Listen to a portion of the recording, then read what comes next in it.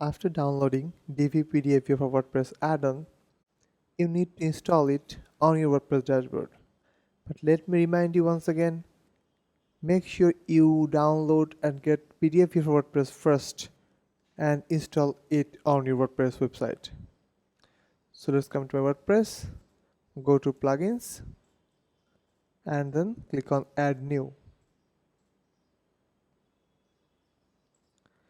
Then click on upload plugin. Click browse, and from your computer choose PDF viewer for WordPress. Click open and install now.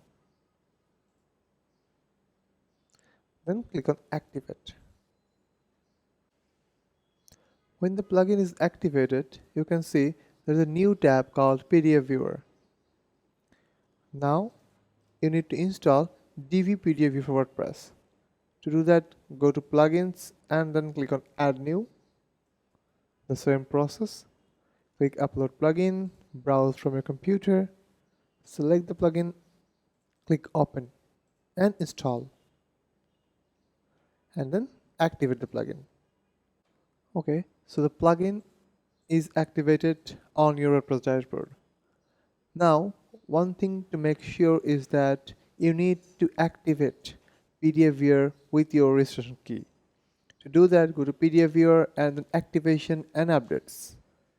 My version of PDF viewer WordPress is already registered, and that is why I won't need to do that again.